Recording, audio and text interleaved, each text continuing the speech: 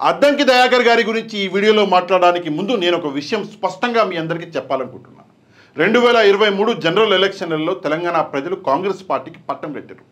Congress party మీద నమ్మకంతోటో, Congress party మీద అభిమానంతోటో, Congress party మీద ప్రేమతోటో తెలంగాణ ప్రజలు కాంగ్రెస్ పార్టీకి పట్టం కట్టలేదు.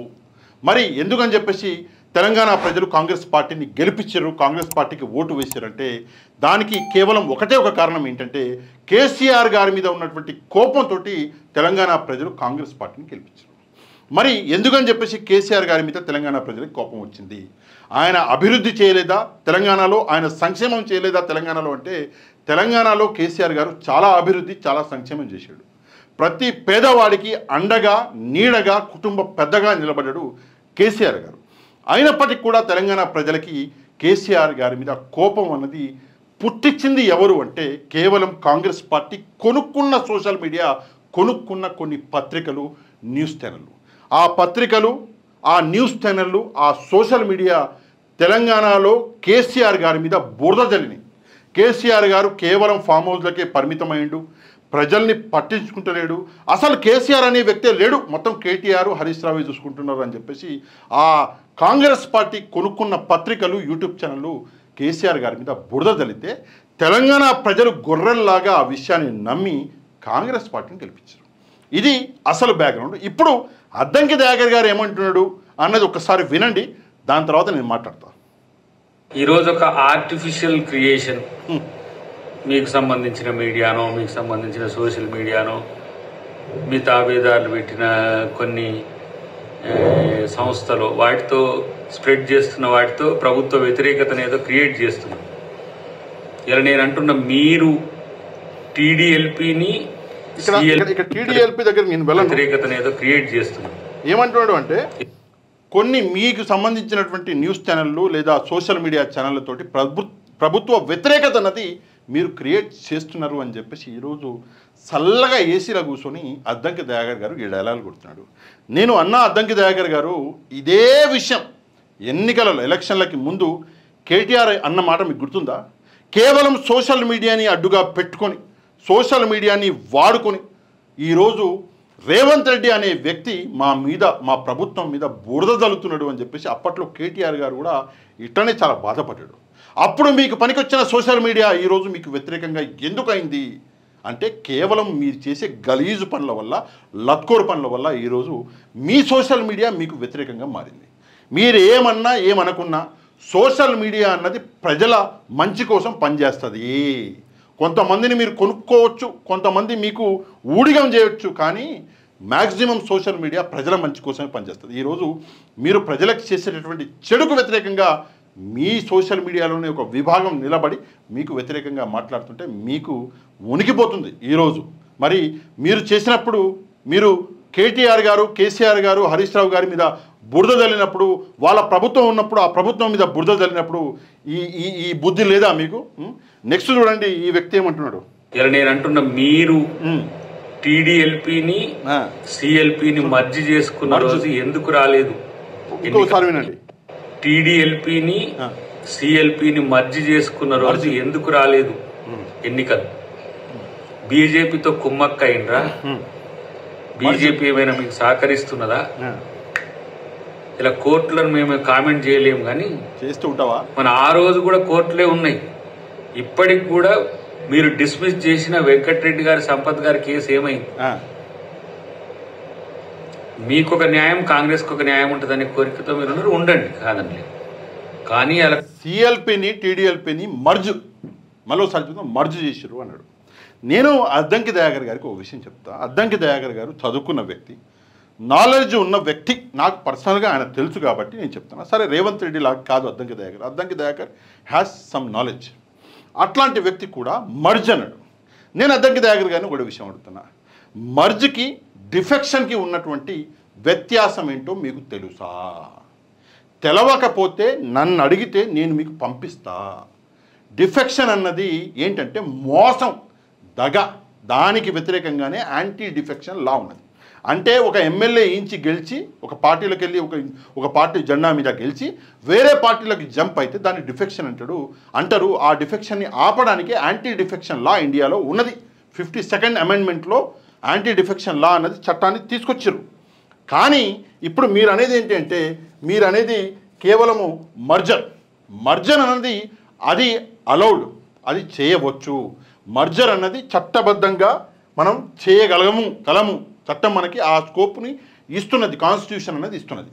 మర్జర్ అంటే ఏంటంటే ఒక పార్టీలో ఉన్నటువంటి మొత్తం ఎమ్మెల్యేలలో 2/3 ఎమ్మెల్యేలు కలిసి వేరే పార్టీలోకి వెళ్ళిపోతే దాన్ని మర్జర్ అంటారు. అది కాన్స్టిట్యూషనల్లీ అలౌడ్ మర్జర్ అన్నది.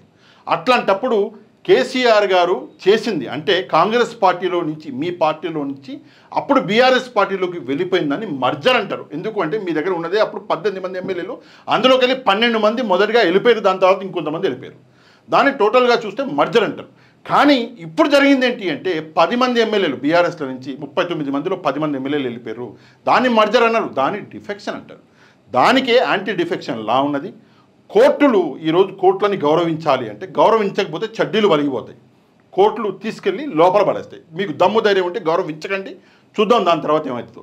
అసలు రాజకీయాల్లోనే మిమ్మల్ని లేకుండా చేసేస్తుంది కోర్టు.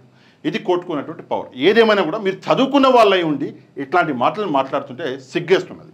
నెక్స్ట్ మనం చూద్దాం. కోర్టు తీర్పులు గౌరవించే సంస్కృతి ఉన్నది. అన్నిటికంటే ఎక్కువ ప్రజా తీర్పును గౌరవించే సంస్కృతి కాంగ్రెస్ పార్టీకి ఉన్నది.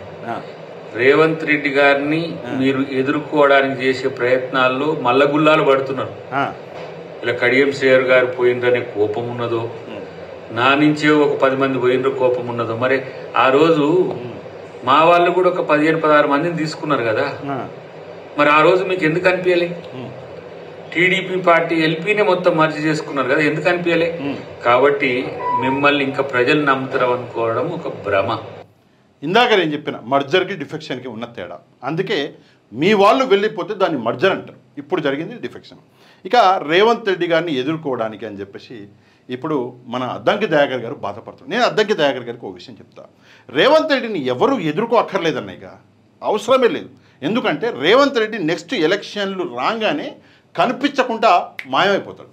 ఆ విషయం ప్రజలకి తెలుసు, నీకు కూడా తెలుసు. అందుకే కొన్ని రోజుల నుంచి నువ్వు పాలిటిక్స్లో అంత యాక్టివ్గా లేవు. అంటే ముందున్నటువంటి ఫైర్ బ్రాండ్ అద్దంకి దయాకర్ ఎవరైతే ఉన్నాడో ఆ అద్దంకి దయాకర్ ప్రస్తుతం కొంచెం లో అయిపోయాడు. ఎందుకు లో అయిపోయాడు? కారణం ఏంటంటే ప్రజా వ్యతిరేకత.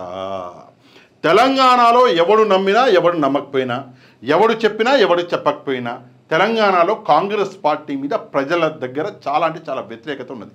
ప్రజా వ్యతిరేకత చాలా పెరిగిపోయింది కేవలం 14 నెలల సమయంలోనే.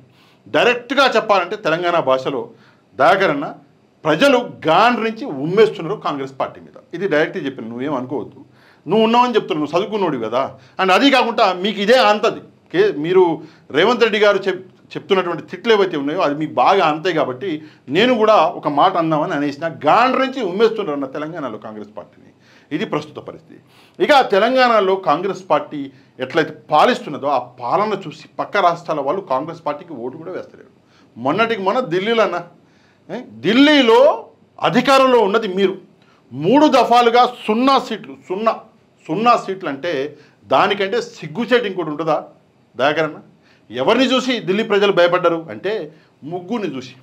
1 హిమాచల్, 2 తెలంగాణ, 3వది కర్ణాటక. ఇక్కడే కదా కాంగ్రెస్ పార్టీ ఉన్నది.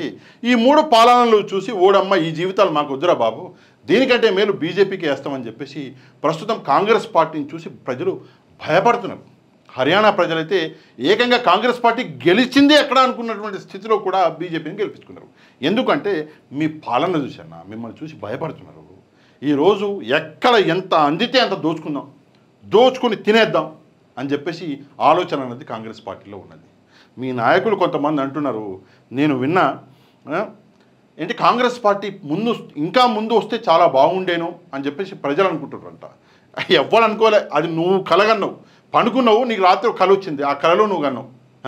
కోమటిరెడ్డి వెంకటరెడ్డి గారు ఆయన ఒక ఇంటర్వ్యూలో మాట్లాడుకుంటూ కాంగ్రెస్ పార్టీ ముందుగానే వస్తే బాగుండే అని ప్రజలు అనుకుంటున్నారు అని చెప్పేసి.